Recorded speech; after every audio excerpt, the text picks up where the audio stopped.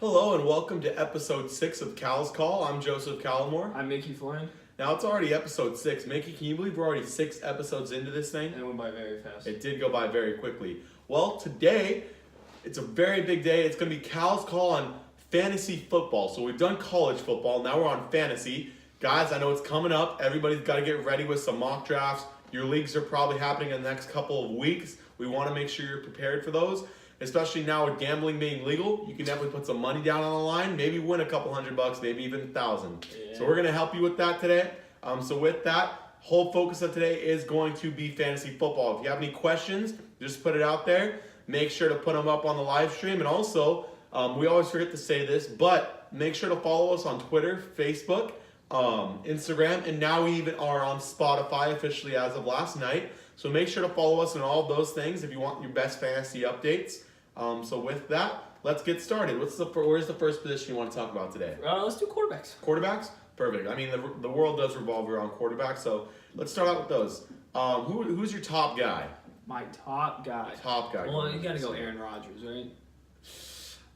Yeah, but I mean, explain why it'd be Aaron Okay, Rodgers. I mean, it'd be Aaron Rodgers because he consistently puts up these same stats, and you're always guaranteed to at least get 2 or 3 touchdowns a game. Okay. I think that on top of that, you can also scramble. He's a great quarterback. I think he has good weapons, but the problem is he's not the healthiest. He stays healthy most of the time, but if he gets hurt, you're kind of screwed unless you got like a Cam Newton or something like that in your back. What about you? I want to go against the grain and not go Aaron Rodgers, but I think you are correct in saying that Aaron Rodgers is consistently the best fantasy quarterback. I've seen this guy put up 40, 50 points at a time. He's just consistently dominant. Now, some guy I would like to say can be not a necessarily sleeper, but somebody who ends up being the number 1 QB in fantasy by the time the season's over is going to be Cam Newton. I really do think this guy has a great season this year, similar to the Super Bowl 50 run that he did. Obviously, he came up short in that game, but for fantasy that year, he was a monster. I think he's looking at a season like that this year. That could be someone who takes over the QB1 position in fantasy. Another guy who I think could do really, really well, and a lot of people might not agree with this, is Kirk Cousins. Yeah. He has the tools to utilize that and become the best QB in fantasy football. Nobody else has an offense that, well, not nobody, but he has one of the best offenses in the league in terms of being a QB, having options to pass out, and then if the passing game is not working, you always give it to Dalvin Cook.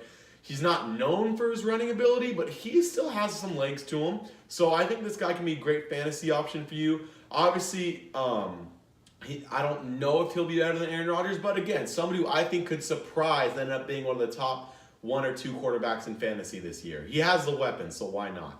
Who's somebody else you're looking at? What about Jimmy G? So that's a very big question mark. That is. I think, but in terms of talent and production, and then fantasy production on top of that, he is the biggest X factor in the NFL. Mm-hmm. If he's as good as he's been hyped up to be, and if he is as good as he says he is, because obviously he said he felt he could start over Brady, he had more talent over Brady, then you could be looking at the best quarterback to draft. He has a good weapon. He has semi-decent weapons on the San Francisco offense. It's not there yet, but they're not the worst thing in the world. So he could do something with it. And again, if he is as good, this is an Aaron Rodgers level quarterback. Mm-hmm. But I don't think he's that good. Yeah. I think he's still, again, I use the word transition a lot. This is a transitional year for him. He's still learning the offense. Just, he's already had a little bit of a season to learn it, but he's still new to it, and he's still new to being a starting quarterback. There's a lot of pressure that comes with that. So we'll see how it goes. I think if everything goes into plan, he could be a top 5 fantasy quarterback, but I don't see him being a top 3, top 2 guy, even if everything goes to plan this year for how he believes he is. One guy said Jimmy overrated. Jimmy overrated. Yeah, I think you can definitely qualify that. I don't think he's bad. I think he's actually going to be a good starting quarterback. But how he's saying that he's an amazing starting quarterback. And to hype up yourself as an amazing starting quarterback, you need at least 1 or 2 very good years to put yourself in that category. You can't have 6 or 7 games and put yourself in that category. So prove it to me this year, Jimmy. Show me you can consistently dominate throughout a season, and then maybe we can start talking about you as an elite quarterback. And even still, I'm going to be a little skeptical because it's only 1 season or 1.5 seasons. So, but again, very big X factor. If you're a 49ers fan, if you're a Jimmy fan, take a Fleer. Maybe it'll work out for you. Maybe he does put up some great production, but I don't think the offense has enough weapons for him to really break out and be a top 5 quarterback. Anybody else that could maybe potentially go under the radar and be one of the top 10 quarterbacks?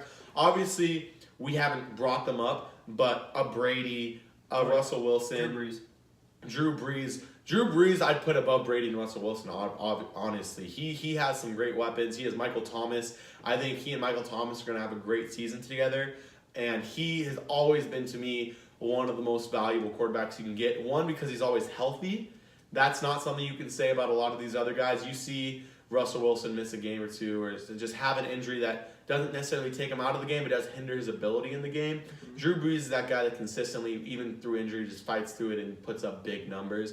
So he's one of my top quarterbacks. What about Phillip Rivers? Phillip Rivers is definitely going to be up there this year. Especially, it's going to be a little bit different, though, because I feel he gets his biggest fantasy production from his tight ends. Yes. And he doesn't have any this year. No, I'm not understanding he doesn't have any. He does have some, but the talent isn't there, obviously. Like they're not Gates or Henry. Yeah, it's not Henry. It's not Gates. He's not a threat with the legs either. Exactly. He's not in this stage of his career. And the biggest, when he gets his touchdowns, let's be honest, he throws a very deep pass to a wide receiver. He's within the 20-yard line, and then he throws a touchdown to his tight end, Henry or Gates. That's how it's been for the past 10 years.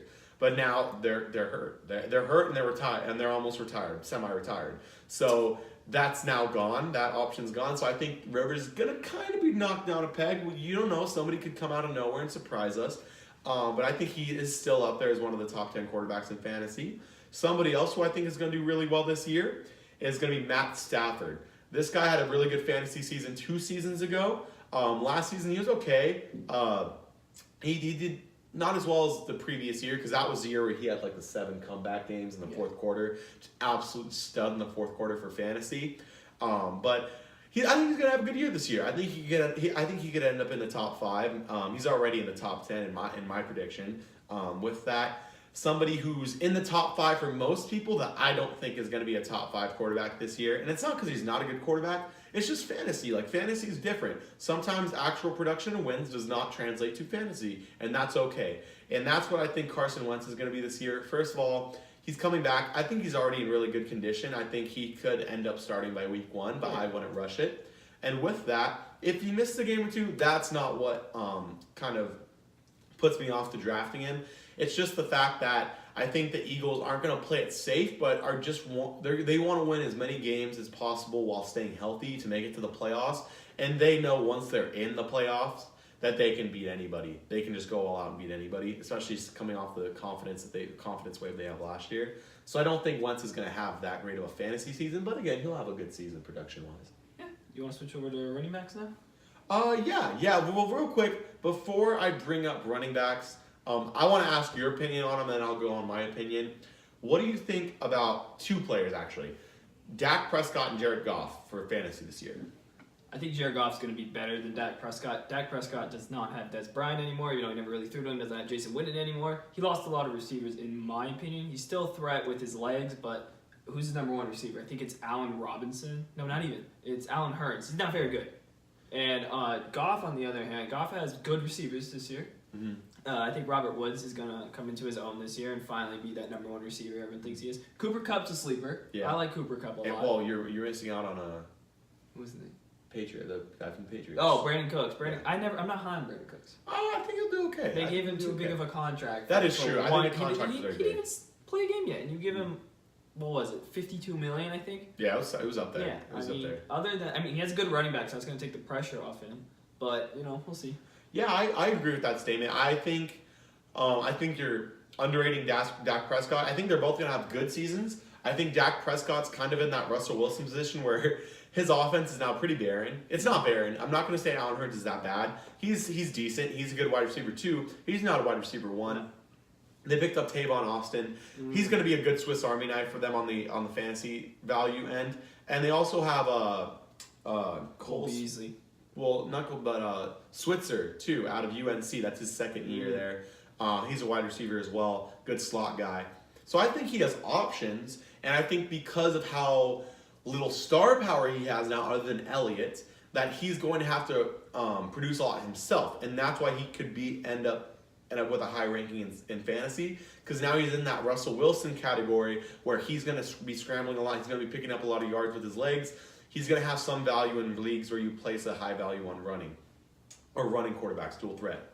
And then for Jared Goff, a lot of people are predicting that, well, not a lot, but I've seen a good amount of predictions saying that he's going to fall off from what he did last year.